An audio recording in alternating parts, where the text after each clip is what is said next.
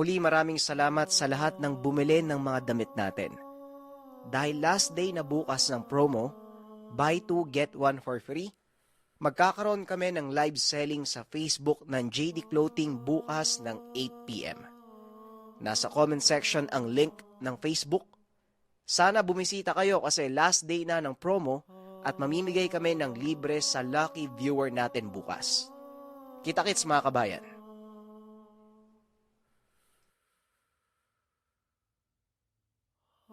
Simula ngayong araw, ipinapangako ko na alagaan kita ugsad. Wika ni Fernan. Matapos ang kaganapang iyon, masayang umuwi si Fernan kasama ang bagong alaga. Si Mang Julio naman. Nang makitang nagtagumpay ang anak sa ninanais, agad na ding umalis sa lugar.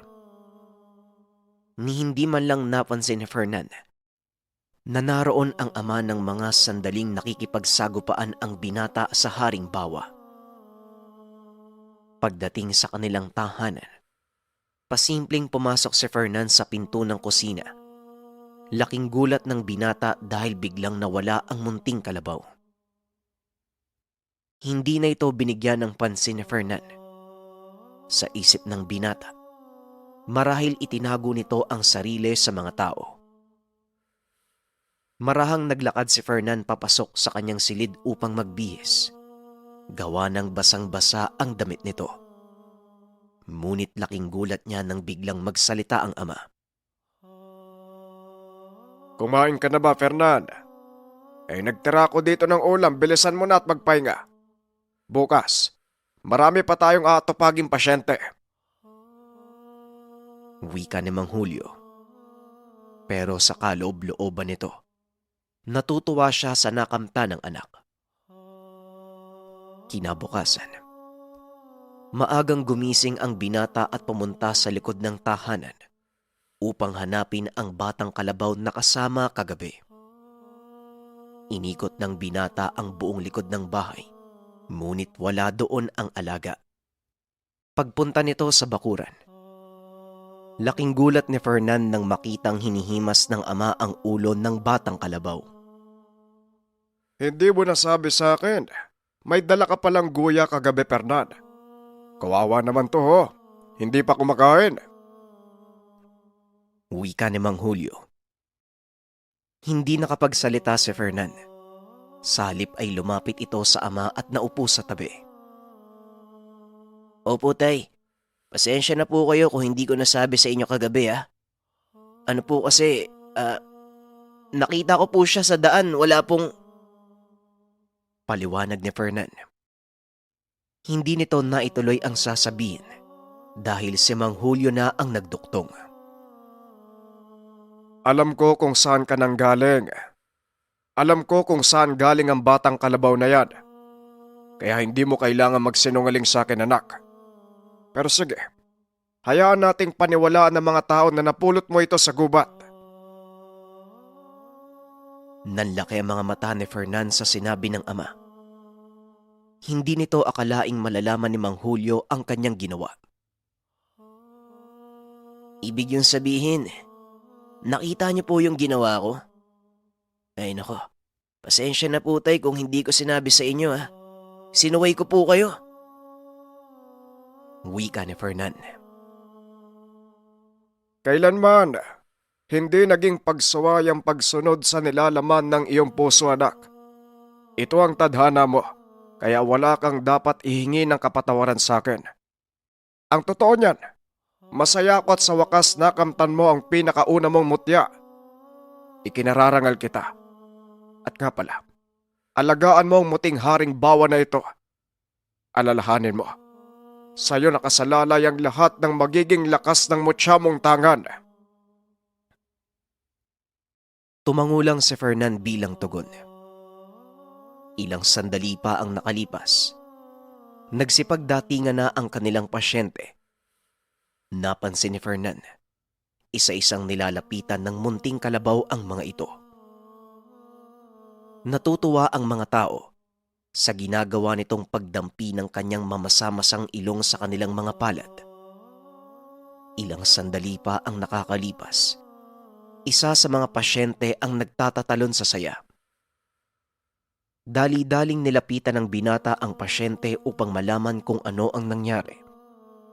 At ayon dito, gumaling ang karamdaman niya nang dampian siya ng ilong ng munting kalabaw. Imposible.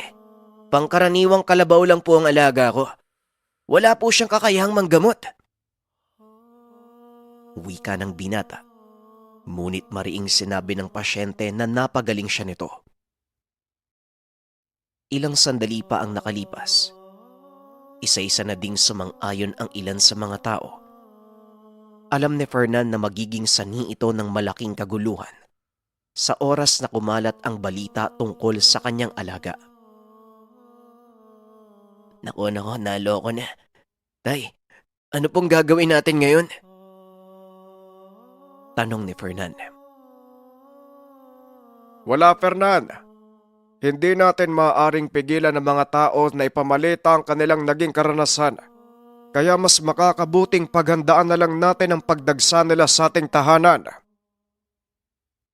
Tugon ng matanda. Tinignan ni Fernan ang batang kalabaw. Napansin itong unti-unting lumalabas ang maliit na sungay. Ngunit hindi niya ito binigyan ng pansin. Mas nangibabaw sa kanya ang pag-iisip ng paraan para hindi tuluyang malantad ang totoong katauhan ng alaga. Kagaya ng inaasahan, dumagsa ang mga pasyente sa kanilang bakuran. Hindi naman ipinagdamot ni Fernan ang munting alaga. At dahil dito napagtanto ng binata na habang dumadami ang pasyenteng natutulungan ng munting kalabaw, unti-unti itong lumalaki. Ilang linggo ang nakalipas. Tuluyan ng humantong sa tamang gulang ang kalabaw na si Ugsad. Laking gulat ni Fernan dahil narinig niya itong magsalita sa pamamagitan ng isipan. Fernan, hindi pwedeng ganito ang sitwasyon. Ilan sa mga pasyente nyo ay nagtataka kung saan ko kinukuha ang aking kakayahan sa panggagamot.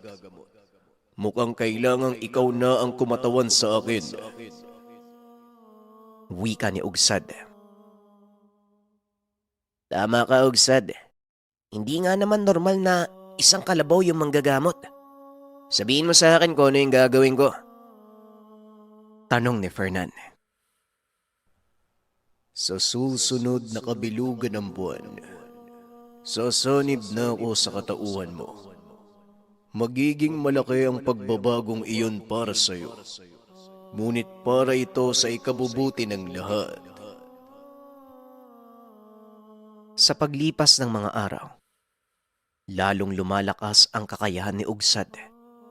Hindi rin napapansin ng binata na maging ang kakayahan niya ay unti-unti nang lumalawak. Hanggang sa sumapit ang araw na sinabi ni Ugsad, ang kabilugan ng buwan. Abala si Fernan sa paghahanda ng mga kagamitan para sa gamutan kinabukasan. Medyo madilim ng mga sandaling iyon. Napatingin si Fernan sa silangan. Nakita nito ang unti-unting paglabas ng buwan at bigla nitong naalala ang sinabi ni Ugsad. Dali-daling itinigil ng binata ang ginagawa. Pinuntahan sa tulugan ng alaga. Ngunit laking gulat nito nang makitang wala si Ugsad. Inikot ni Fernan ang buong lugar. Ngunit hindi niya natagpuan ang kalabaw. Maging si Mang Julio, nagtataka kung saan nagpunta ang alaga ng binata. Nagpa siya itong hanapin sa kagubatan ang kalabaw. Nang mga sandaling iyon, tuluyan nang lumabas ang malaking bilog na buwan. Narinig ni Fernan ang pagtawag ni Ugsad ngunit hindi niya ito mahanap. Patuloy lang na naglalakad habang isinisigaw ang pangalan ng alaga. Biglang napahinto ang binata nang makarinig ng malakas na angil mula sa kalagitnaan ng gubat. Sinundan niya ito. Nakitang pinapaligiran ng napakaraming elemento ang kalabaw. Walang pagdadalawang isip na sinugod ni Fernan ang mga elemento gamit ang dalang gulok. Isa-isang nagsipaghawi ang mga ito. Ang ipinagtataka ng binata, hindi lumalaban ang mga nilalang. Bakit hindi sila lumalaban, Ugsad? Anong pakay nila sa'yo? Wala silang masamang banta sa akin, Fernan. Naparito sila upang masaksihan ang pagiging ganap ng ating pagsasanib. Tugon ni Ugsad. At ayon pa dito, ang mga angil at sigaw na naririnig ni Fernan mula sa mga nilalang na nagnanais na pigilan ang napipintong ritual. Ngayon, anong mangyayari? Tanong ni Fernan.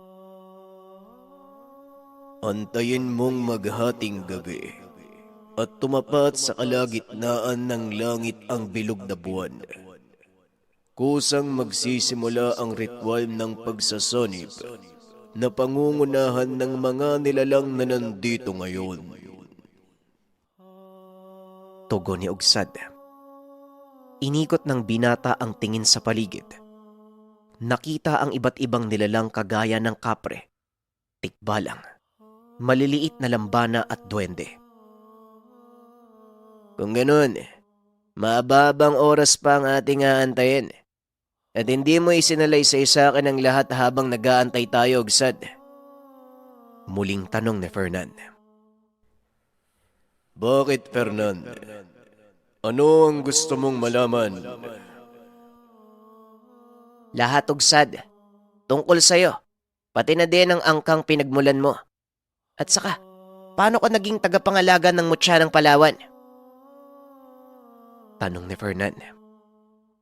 Sa pagkakataong iyon, unti-unting nagbabago ang anyo ni Ugsad. Bumabalik ito sa totoong anyo. Kalahating tao, kalahating kalabaw. Nanlaki ang mga mata ni Fernan nang makita ang pagbabagong anyo ng alaga. Mahirap makipag-usap kung isip lang ang ginagamit. Mabuti na lang, nagagawa ko nang magbalik sa dati kong anyo. Wika ni Ugsad. Nawala sa isipan ni Fernan na ang haring bawa at ang inaalagaang kalabaw ay iisa. Sa tinagal-tagal mo sa anyong kalabaw, nakalimutan ko na yung totoong itsura mo, Ugsad. Gusto ko malaman yung pinagmulan mo para mas maintindihan ko kung bakit nandito kayo sa mundo namin. Tugon ni Fernan. Hindi naman nagdalawang isip na magkwento si Ugsad. Ayon sa elemento, isa siya sa mga nahulog na anghel. Kasama ito sa mga nagre-rebelde sa Diyos. At bilang pagtubos ng kanyang kasalanan, pinili nitong manatili sa mundo upang pangalagaan ito laban sa mga mapaghiganti niyang kauri. Masyadong mahaba ang kasaysayan ko, Fernan. Pero sa paglipas ng panahon, lalo pat nagiging isa na tayo. Mauunawaan mo na ang lahat. Maganda ka na at malapit ng maghating gabi. Wika ni Ugsad. Unti-unting nagliwanag ang paligid dahil sa dami ng mga alitap-tap. Walang ideya si Fernan sa mangyayari, kaya pinili nito ang makiramdam. Pagtapat ng hating gabi, biglang nagsipag-alulong ang mga aso. Maging ang mga hayop ay tila balisa na parabang may nararamdamang kung ano. Ilang minuto pa ang nakalipas. Biglang naramdaman ni Fernan ang kakaibang enerhiyang dumadaloy sa katawan. Napansin niyang mula ito sa mga buhay na bagay sa paligid. Anong nangyayari sa akin, Ugsad? Tanong ni Fernan. Huwag kang matakot, Fernan. Ang nangyayari sa iyo ay patunay na ikinagagalak ng kalikasan ang iyong pagpunta sa lugar na ito. Tinatanggap ka ng mga nilalang sa paligid maging ng mga puno at halaman. Tandaan mo, Fernan, ang pagkakaroon ng malakas na kapangyarihan nangangahulugang may malaki kang responsibilidad na kailangang gampanan. Nawa sa pamamagitan ng pag-iisa natin, magawa mo ang mga adhikaing nakatalaga sa iyo mula sa ating may likha. Tugon ni Ugsad. Nanlaki ang mga mata ni Fernan nang makitang nagliwanag ang katawan ng Haring Bawa. Unti-unti itong nagiging maliit na butil ng liwanag. Pumapasok ito sa katawan ni Fernan. Ramdam ni Fernan ang napakainit na enerhiya na pumapasok sa kanyang dibdib. Napapasigaw ang binata dahil sa sakit. Ngunit habang nagtatagal, ay tila nawawala ito. Hanggang sa tuluyan na ngang maubos ang nagkalat na butil ng liwanag. Nawalan ng malay ang binata. Nang magising ay mag-isa na lang ito sa gitna ng kagubatan. Akmang tatayo si Fernan. Laking pagtataka nito dahil sa biglaang pagbigat ng katawan. Halos hindi maiangat ng binata ang mga paa. Ilang ulit niyang sinubukan, ngunit muli itong bumabagsak. Nanatiling nakaiga si Fernan sa lupa. Nakatitig lang ang binata sa kalangitan habang iniisip kung ano ang nangyari nang bigla niyang marinig ang boses ni Ugsad. Anong problema? Bakit hindi mo magawang tumayo, Fernan? Huwag mo sabihing hanggang dyan ka lang. Hindi pa nagsisimula ang totoong pagsubok.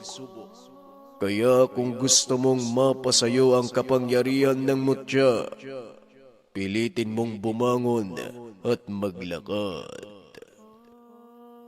Wika ni Ugsad. Napagtanto ng binata na ito ang simula ng totoong pagsubok. Huwag kang mag-alala, Ugsad. Mamaya lang. Makikita mo na akong tumatakbo. Tugon ng binata. Bumalikwas ito upang mapadapa. Unti-unting tumayo. Ngunit ang mga kamay, itinulak nito ang sarili paitaas. Gamunggo na ang pawis ng binata at kitang-kita kung paano ito nahihirapan. Ngunit hindi ito sumuko hanggang sa tuluyang makatayo. Marahang humakbang si Fernan hanggang sa tuluyan niyang babawi ang tamang bilis ng paglalakad. Unti-unti ay nagagawa niyang tumakbo hanggang sa nanumbalik ang normal nitong pagkilos. Magaling, Fernan. Ngayon gusto mo bang makita ang taglay mong lakas? Tanong ni Ugsad. Oo, Ugsad. Gusto kong mapatunayan ang bisang taglay ng mutya ng Palawan. Tugon ni Fernan. Matapos itong magsalita, isa-isang naglabasan ang napakalaking nilalang mula sa mga puno. Sila ang mga tigbawi. May hahalin tulad mo sila sa kapre. Ang tanging pinagkaiba nila, wala silang sariling pag-iisip. Susunod sila sa kilos ng kanilang itinuturing na pinuno. Nakikita mo ba ang isang yon? Subukan mo siyang salakayin. Muling wika ni Ugsad. Nakita ni Fernan ang isang tigbawi. Higit itong mas malaki kaysa sa iba. Hindi naman nagdalawang isip ang binatang salakayin ng nilalang. Dali-dali itong tumakbo papunta sa kinakatayuan ng tigbawi. Binigyan ito ng malakas na suntok. Halos umikot ang ulo ng nilalang ng tamaan ng kamao ng binata. Ngunit laking gulat ni Fernan nang biglang nagsipagsugod ang iba pa nitong kasama. Kanya-kanya ng dampot ng malalaking bato ang tigbawi. Pinagahagis kay Fernan. Mabilis namang nailaga ng binata ang lahat ng atake at ang ilan ay sinalubong niya gamit ng kamao. Kakaiba ang lakas na to, Ugsad. Hindi ko akalaing makakamtan kong ganitong kapangyarihan. Wika ni Fernan. Hindi lang yan ang kaya mong gawin. Ngayon subukan mong salubungin ang atake ng tigbawing may hawak na patalim. Tugon ni Ugsad. Ngunit tumanggi si Fernan. Nababaliw ka na ba? Bukod sa laki ng katawan ng nilalang na yan, napakatalas pa ng bitbit na patalim. Siguradong mahati yung katawan ko kapag nilusob ko yan. Wika ni Fernan. Ngunit patuloy siyang inudyukan ni Ugsad. Wala ka bang tiwala sa taglay mong kakayahan? Nasubukan mo na ang lakas mo. Ngayon naman, subukan mo ang kabal na taglay ng mutya ng Palawan. Huminga ng malalim si Fernan. Inilabas ito sa kanyang ilong na parabang nangangalit na kalabaw. Sinalubong ang papalapit na kalaban gamit ang kanyang dibdib. Sinalo nito ang atake ng nilalang. Humagis ang binata sa lakas ng atake. Tumama sa puno. Namilipit sa sakit si Fernan ngunit nang kapain nito ang dibdib. Wala ni maliit na galos. Kakaiba ang lakas ng mutsyang ito ah. Hindi ko akalaing ganito ang kakayahang matatanggap ko. Wika ng binata habang tinititigan ang mga nakakuyom na kamao. Nag-angat ito ng tingin. Nakita ang tigbawing sumalakay sa kanya. Mabilis na tumakbo si Fernan at sinugod ang kalaban. Isang malakas sa suntok sa sikmura ang ibinigay nito. Napaluhod ang nilalang hanggang sa tuluyang bumagsak sa lupa. Ang kakayang ito ay pinagkaloob ko sa iyo hindi para ipagyabang, Fernan.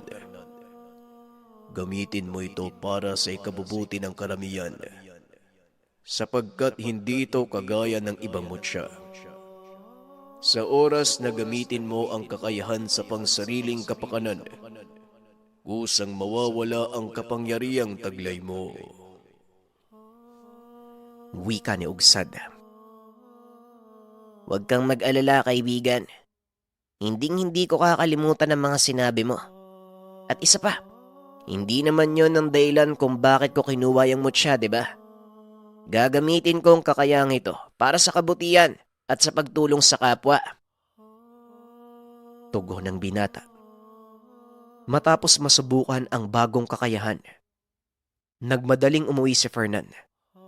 Tanghaling tapat na ng mga sandaling iyon at alam niyang maraming nag-aantay sa kanilang pasyente. Ngunit laking pagtataka niya. Pagdating sa kanilang tahanan, wala siyang nakita ni isang pasyente. Ugsad, hindi maganda ang pakiramdam ko dito. Parang may nangyaring hindi maganda. Wika ni Fernan. Naglakad ng marahan ng binata papasok sa tahanan. Halos pagsukluban siya ng langit nang makitang nakahandusay sa sahig ang ama. Tadtad ng sugat ang katawan nito. Naliligo sa sariling dugo. Kasama ng matanda ang ilan pang tao na hinala niya'y mga pasyente ng ama. Dahan-dahang lumapit ang binata sa bangkay ni Mang Julio. Laking gulat nito nang biglang may kumalabog mula sa loob ng isa sa mga kwarto ng tahanan. Dali-daling bumunot ng itak si Fernan. Pinuntahan niya ang pinagmumulan ng ingay. Nagulat ito nang makita ang chewing si Rosing na pilit na gumagapang palabas ng kwarto. Tio Rosing, ano pong nangyari dito? Sino pong may gawa nito? Tanong ni Fernan. Si Elias Fernan. Sila ng kanyang anak na si Aaron. Sila ang may gawa nito. Biglang nakaramdam ng matinding galit si Fernan nang marinig ang sinabi ng Shuin. At dahil nasa iisang katawan lang sila ni Ugsad, ramdam nito ang bugso ng damdamin ng binata. Huminahon ka, Fernan. Hindi natin malulutas ang problema sa pamamagitan ng isa pang problema. Wika ni Ugsad. Ngunit masyadong nabubulagan sa galit ang binata dahil sa kamatayan ng kanyang ama. Hindi, Ugsad. Hindi ko papalampasin ang ginawa nila sa tatay ko. Siguradong magbabayad sila. Biglang tumayo ang binata. Akmang lalabas na ng tahanan nang biglang maramdaman na hindi siya makagalaw. Baka nakakalimutan mong iisa na tayo ng katawan. Hindi lang ikaw ang magpapasya para sa lahat. Ang payo ko sa'yo, Fernan, pakiusap. Huminahon ka. Wika ni Ugsad. Huminahon. Bakit? Anong mali sa gagawin ko? Anong mali ang nagawa ko at bakit kailangan ako ang huminahon? Sa tingin mo ba, hihinahon ako sa nangyari? Namatay ang tatay ko, Ugsad. Naiintindihan mo ba yung sitwasyon? Nagtataka naman si Rosing dahil mag-isang nagsasalita ang binata habang umiiyak. Teka, sandali. Sino ba ang kausap mo ngayon, Fernan? Bakit ka nagsasalita mag-isa? Tanong ni Rosing. Wala to, Uncle. Hayaan niyo lang muna ako. Kailangan ko mapag-isa para pag-isipan ang sinabi ni... Hindi na naituloy ng binata ang sasabihin dahil bigla itong dinuktungan ni Ugsad. Hindi ito ang tamang panahon. Darating at darating yan, Fernan. Sa ngayon, hayaan mong isipin nilang hindi ka gaganti o gagawa ng kahit ano laban sa kanila. Unti-unti ay huminahon ng binata at habang nakatitig sa sinapit ng ama, hindi nito maiwasang maluha.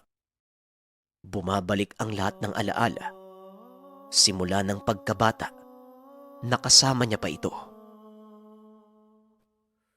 Hindi nakaalis si Fernan sa kinakatayuan. Patuloy nitong tinititigan ang bangkay ng ama. Hindi makapaniwala ang binata sa mga nangyari. Alam kong darating ang panahong mawawala ka sa akin, Tay. Pero hindi ko naman inaasahan sa ganitong paraan eh. Patawarin mo ko. Patawarin mo ko kung wala akong nagawa upang ipagtanggol ka. Wika ni Fernan. Sinisisi nito ang sarili sa lahat ng nangyari sa ama. Huwag mong sisihin ang sarili mo sa mga nangyari, Fernan. Ito ay kalooban ng Diyos at wala tayong magagawa. Hindi na nagsalita pa ang binata. Sa halip ay nilapitan nito ang syuhing si Rosing upang gamutin ang lahat ng karamdaman. Patawarin mo ako, Fernan, kung wala ako nagawa. Nahuli ko ng dating eh. Patay na ang tatay mo nung pumasok ako sa bahay. May isa pa silang kasama. Napakalakas nito, kaya wala rin ako nagawa. Wika ni Rosing. Isa lang ang nakikita kong dahilan ng pagpatay nila kay tatay, Uncle. Inggit. Talagang hindi titigil si Mang Elias hanggat hindi sila nakakaganti. Sino naman ang kasama nila, Uncle? Tanong ni Fernan. Hindi ko kilala ang binatang yon. Pero narinig ko siyang tinawag ni Elias na Brando. Masyado siyang malakas, Fernan. Hindi ko kinayang taglay niyang kakayahan.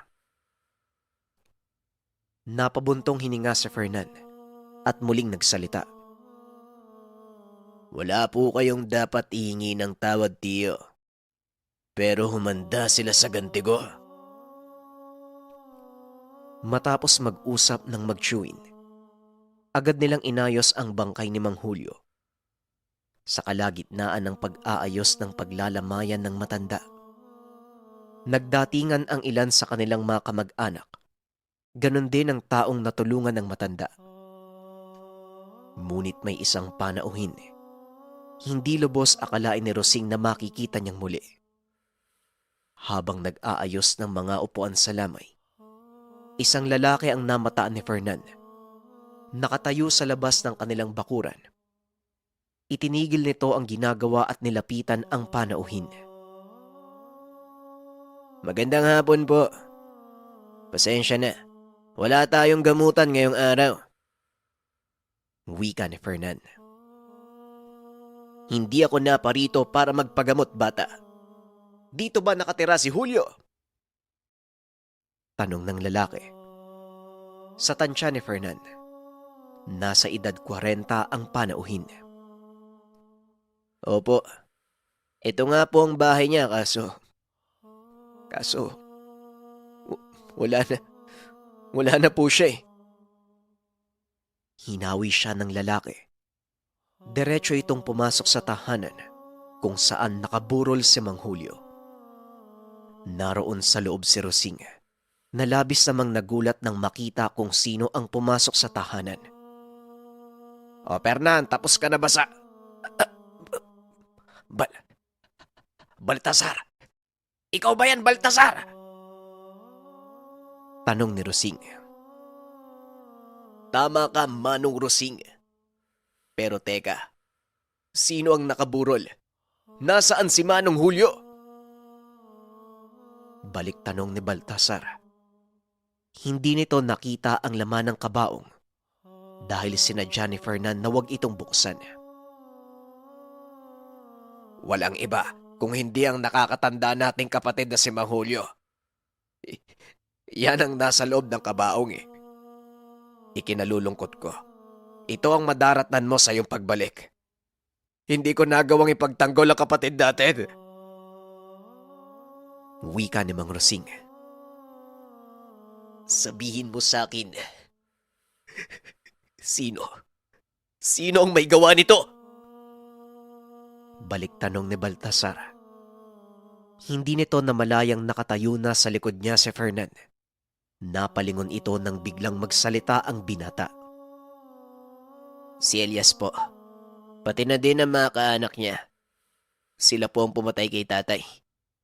Pero teka, sino po ba kayo? Tanong ni Fernan. Hindi nito narinig ang naging usapan nila Rosing. Hindi nabanggit ni Mang Julio ang tungkol kay Baltasar noong nabubuhay pa ito. Ako ang bunsong kapatid ng tatay mo. Pasensya na kung hindi ako nakapagpakilala kagad. Baltasar ang pangalan ko. Wika ni Baltasar. Kakaiba ang pakiramdam ni Fernan. Kaya naman hindi nagpakampante ang binata.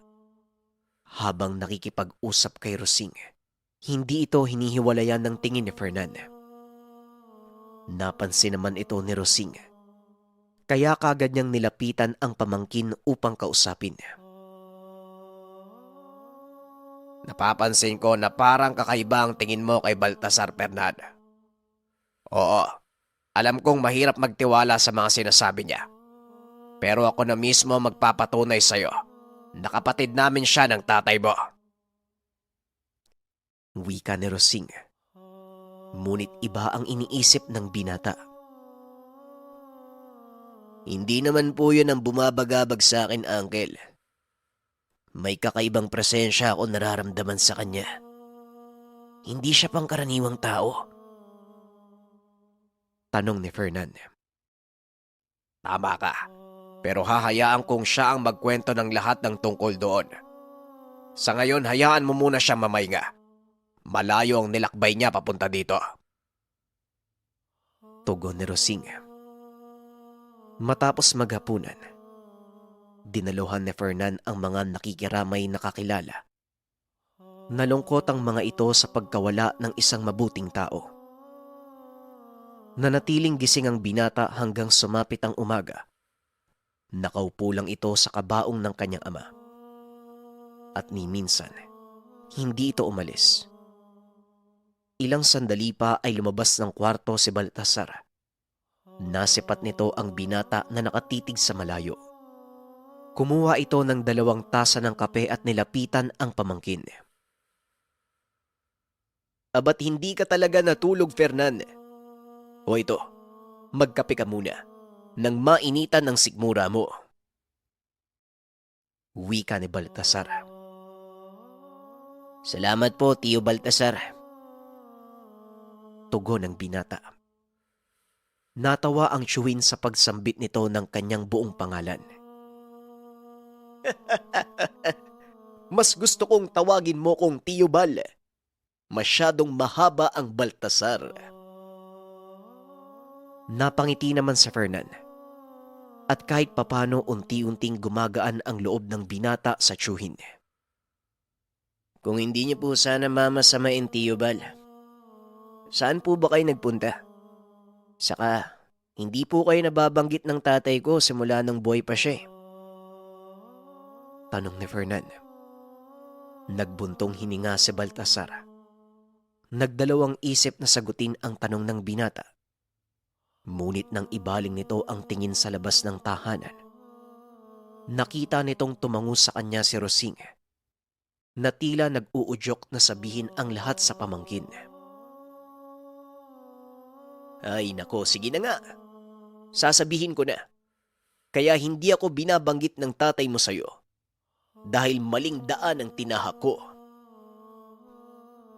Napakunot ang noo ng binata sa narinig. Maling daan. Paano niyo naman po nasabi yun, Tio? Muling tanong ni Fernan. Pinili ko ang aral ng pagiging mambabarang. Mula ito sa aming ina, ang Lola Krising mo. Oo, kung papakinggan, masama ang salitang mambabarang. Pero gaya nga ng sinabi ng aming ina, nakadepende sa tao kung saan niya gagamitin ang aral na iyon. Tugon ni Baltasar. At dagdag pa nito, ginamit niya sa panggagamot ang kaalamang natutunan sa kanilang ina. Sa kadahilanang alam nitong may mga karamdamang hindi kailanman mapapagaling ng espiritual na panggagamot. Ang pambabarang ay hindi lang nakatuon sa pananakit ng kapwa. Kung pag-aaralan mong mabuti ang pinagmulan nito, ang kakayahang ginamit ng isang mambabarang ay mula sa kalikasan kung saan nagmula ang mga mutya. Muling wika ni Baltasar. Nagkaroon ng interes si Fernan sa mga sinasabi ng Shuhin. Ito na nga ang naging simula ng pagiging malapit ng binata dito. Makalipas ang 5 araw, inilibing ang ama ni Fernan. Ito din ang pangakong araw ni Baltasar na sisimulan niyang hanapin ang mga taong pumatay sa nakakatandang kapatid. Kinagabihan, nagpulong ang tatlo at dito namalas ni Fernan ang totoong kakayahan ng barang. Naganda ng ilang buho ng kawayan si Baltasar. Inilapag niya ito sa mesa. Ipinaliwanag sa binata kung para saan ang mga buho. Ang gagawin ko ngayon, ritual ng pamaham. Ito ay sa pamamagitan ng mga alaga kong lakang. Wika ni Baltasar. Kumuha ito ng isang buho at biniyak sa gitna. Nanlaki ang mga mata ni Fernan nang makitang gumagapang ang 2 pares ng malalaking itim na salagubang. Halos kasing laki lang ito ng kanyang kamao. Hinawakan ni Baltasar ang isa sa mga salagubang. Ang tawag sa salagubang na ito ay lakang. Sila ang pinakamalaking uri mula sa pamilya ng mga salagubang. Sa isang buho ng kawayan, may pares ng lakang at ito ang gagamitin natin sa ritual.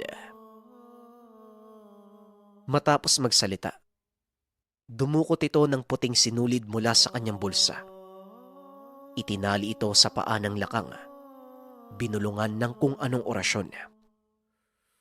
Samantalang ang isa naman, inilagay niya sa garapon.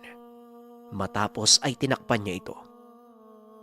Ayon kay Baltasar, magsisilbing katian o pang-akit ang lakang na nasa garapon para bumalik ang isang tinalian niya ng puting sinulid. Ano po ang gagawin mo sa mga yan, Tio Bal? Tanong ni Fernan. Mamaya mo malalaman, Fernan. Sa ngayon tandaan mo na ang lakang na may tali ay ang lalaki. At sa oras na pakawalan ko ito, maglalabas ng kakaibang sanyo ang babae na susundan ng kapares nito pabalik. At doon natin malalaman kung nagtagumpay na ba ako sa gagawin kong pamaham. Tugon ni Baltasar. Matapos magpaliwanag, inabot ni Rosing ang kaperasong tela na ayon sa kanya ay mula sa damit ni Elias. Ito ang gagamitin natin para matunto ng kinaroroonan ni Elias. Wika ni Baltasar. Matapos ipaamoy ang kaperasong tela sa lakang, hinayaan nitong lumipad. Ngayon, anong gagawin natin? Tanong ni Rosing. Mag-aantay tayong bumalik ang lakang at habang ginagawa natin ito, maghanda kayo dahil siguradong matutunto ng alaga ko ang kinaroroonan nila. Mapapalaban tayo. Tugon ni Baltasar. At habang naghahanda, hindi maiwasang mapansin ng tiyuhin ang kakaibang aura ni Fernan. Pinagmasdan niya ito hanggang sa natiyak ang kanyang hinala. Tumayo ito at nilapitan si Fernan. Hinawakan sa balikat ang binata. Nanlaki mga mata nang maramdaman ang taglay na lakas ng binata. Napaatras si Baltasar at muling naupo. Bakit po, tiyo? Ano pong nangyari? Sabihin mo sa akin, kailan mo tinaglay ang mutya ng Palawan? Ang totoo, ilang araw pa lang po akong nakipagsanib sa mismong gabay ng mutya. At aaminin ko na hindi ko pa nasusubukan ni minsan ang totoong lakas nito. Lalong nagulat si Baltasar nang malamang nakipag-isa ito sa mismong gabay. Paano mong nakuha ang mutya? Ito ang pinakamailap sa lahat. Kaya nagtataka ko kung paano ito sumama sa iyo. Tanong ni Baltasar. Hindi ko din po alam ang naging dahilan ng gabay para sumama sa akin. Pero magpasa ganun pa man, masaya ako dahil sa wakas may kakayahan akong tumulong sa lahat ng nangangailangan. Tugon ni Fernan.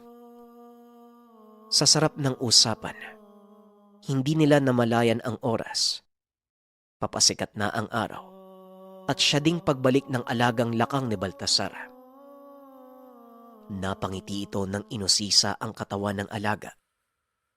Nakita din ni Fernan na naging kulay pula ang puting sinulid na itinali nito sa insekto. Tiyo, ano pong ibig sabihin ng pagbabagong kulay ng sinulid? Tanong ni Fernan. Yan ay dugo mula sa pinausukan nitong tao. Nagawa nitong magtanim ng itlog sa katawan. At ang pinakamalaga, alam na natin kung saan sila naglalagi. Maganda kayo dahil aalis tayo. Tugon ni Baltasar. Kaagad nang naglakad ang tatlo papunta sa direksyon na itinuro ng alaga nito. Pagdating nila sa lugar, tumambad sa grupo ang isang lumang bahay. Eto ba? Eto ba yung pinagtataguan nila? Sigurado ako dahil dito huminto ang aking alaga. Kung ganon, ano pang inaantay natin? Sandali lang. Hindi tayo pwedeng sumugod ng basta-basta. Tignan nyo ang paligid. Hindi basta ang mga nakatira sa lugar na yan. Napaghandaan nila ang pagsalakay natin. Ngunit hindi sila nakaligtas sa kapangyarihan ko. Habang nag-uusap, pinagmamasdan nila ang nangyayari sa kubo. Kitang-kita ng tatlo kung paanong nagkumahog ang mga tao dahil sa ginawa ni Baltasar. Nandito nga sila, Mang Elias. Ano pang inaantay natin, tiyo? Ramdam ni Baltasar ang matinding kagustuhan ni Fernan na maghigante. Ngunit hindi niya pwedeng hayaan itong sumugod ng basta-basta. Nauunawaan ko ang nararamdaman mo. Ngunit kailangan nating mag-antay ng tamang pagkakataon. Manood ka muna, Fernan. at hayaan mong ang ginawa kong ritual ang magtrabaho para sa atin. Walang nagawa ang binata kung hindi sundin ang sinabi ng Shuin. Ilang sandali pa ang nakalipas. Biglang sumigaw ng malakas ang isa sa mga tao sa loob ng kubo.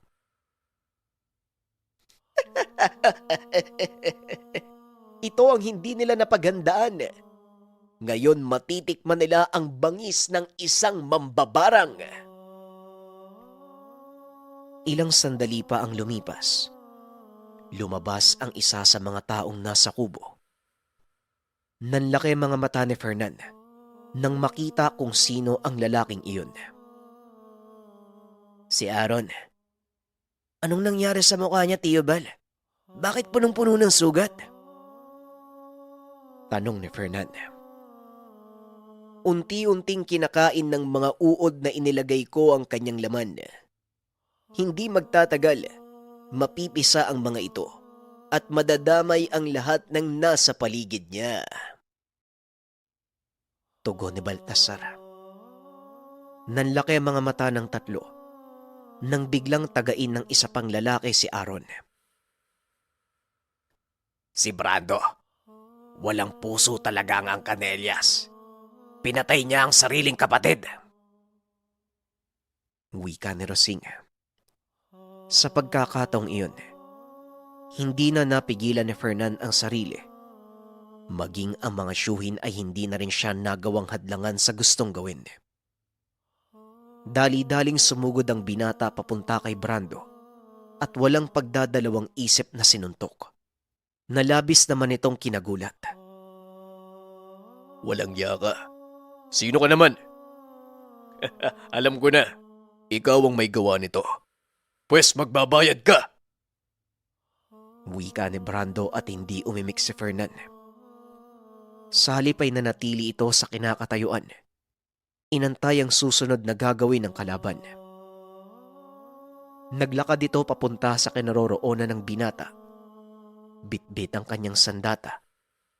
Walang pagdadalawang isip nitong inatake si Fernan na mabilis namang nakailag. Wala kang puso. Sa halip na tulungan, pinatay mo pa! Wika ni Fernan. Oo, dahil ito lang ang tanging paraan para mailigtas ko siya sa ibinigay mong parusa. Tugon ni Brando. Parusa, kung tutusin, kulang pa nga ang ginawa bilang kaparusahan sa pagpatay nyo kay tatay. Ngayon pagbabayaran nyo ng buhay nyo ang ginawa nyo.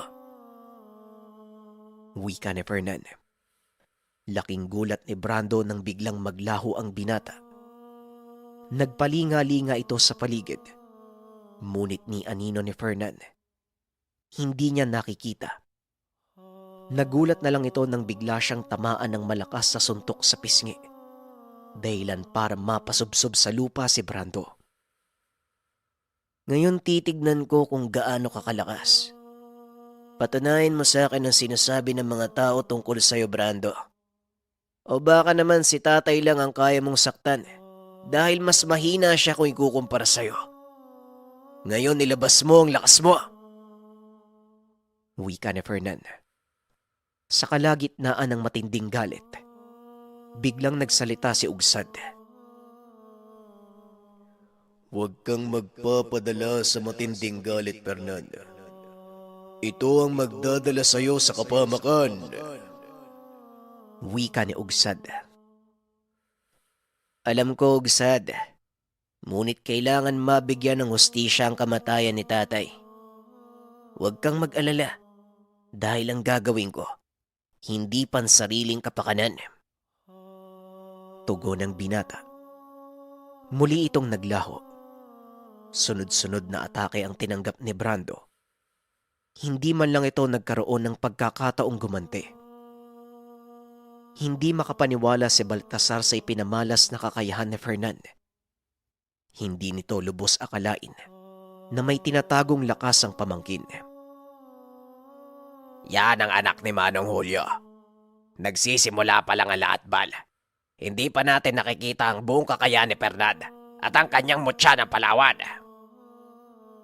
Wika ni Rosing habang patuloy na pinapanood ang pakikipagsagupaan ni Fernan. Sa sobrang pagkamangha, hindi nila namalayang nasa likod na pala nila si Elias. Mukhang naaaliw kayo sa pinapanood niyo. Laking gulat ng dalawa nang biglang may nagsalita mula sa likuran. Ngunit huli na ang lahat. Dahil kapwa sila nakatikim ng matinding atake mula sa matanda. Mag-iingat ka, Bal. Hindi biro ang taglay ng lakas ng matandang yan. Wika ni Rosing. Alam ko, Manong. Kilala ko ang kakayahan niya. Hoy tanda, sabihin mo sa akin, isa ka ba sa naging mag-aaral ni Maestro Piling nung araw? Tanong ni Baltasar. Tumawa ng malakas si Mang Elias. Mag-aral! Nagpapatawa ka ba? Kailanman, hindi ako naging mag-aral ng pesteng ermitanyo na yon. Naging ganito ko kalakas dahil ako ang nakakuha ng kanyang mga bertod. At alam niyo kung paano ko yun ginawa. Pinatay ko si Tandang Pilig. Wika ni Elias. Si Tandang Piling ang maestro ni Mang Julio. Taliwas sa sinabi ni Elias. Isa din sa mga naging mag-aaral ng ermitanyo. Ngunit naging matigas ang ulo nito. Naghangad na mahigitan ang kanyang kuro. Alam ko ang kwento mo, Elias. Wala kang utang na loob. Matapos ng kabutiang pinamala sa'yo ng matanda, ito pa ang igaganti mo sa kanya. Kamatayan! Tanong ni Rosing. Alam mong ayokong may nakakalamang sa akin, Roseg. Ito din ang dahilan kung bakit ko pinatay ang kapatid mo. Wika ni Elias.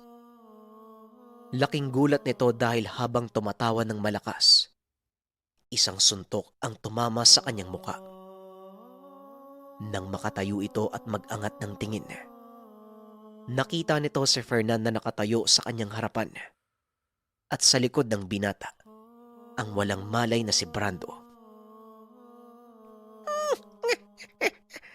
Hindi ako makapaniwalang natalo mo si Brando. Pero pasensya ka na. Hindi uubra sa akin ang puro pisikal na lakas. Muling wika ni Elias. Sabay kumpas ng kamay. Ngunit laking gulat nito nang walang kahit anong nangyari kay Fernan. Pasensya ka na, tanda. Dahil walang tigal pong maaaring makalusot sa taglay kong depensa. Sobrang kinilabutan ako dito sa pagdating ng mga bagong characters sa kwento natin. Magkakaiba sila ng tangan eh. Pero yung bida natin talagang malakas yung kabal eh. Dahil sa ibinibigay na lakas ni Haring Bawa. Kaso, hindi pa natin alam yung pinakalakas nitong Elias. Napatay nila si Mang Julio eh. Mag-isa lang siya, laban sa tatlo. Laban kay Baltasar, kay Rosing, at kay Fernan. Tignan natin kung anong susunod na mangyayari.